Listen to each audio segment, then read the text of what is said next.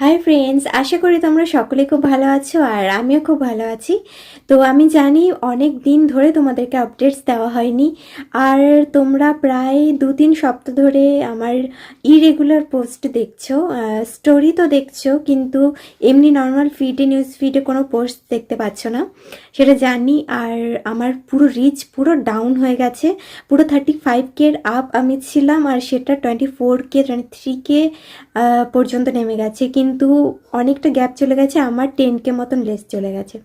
তো সেটা থেকে উঠে আমি আজকে এখন 29-এ মানে এনেছি। অফকোর্স সেটা তোমাদের জন্য। তো থ্যাঙ্কস ফর মাই ফ্যামিলি, মানে এফবি ফ্যামিলি, যে আমাকে এত তাড়াতাড়ি ওপরে তোলার জন্য।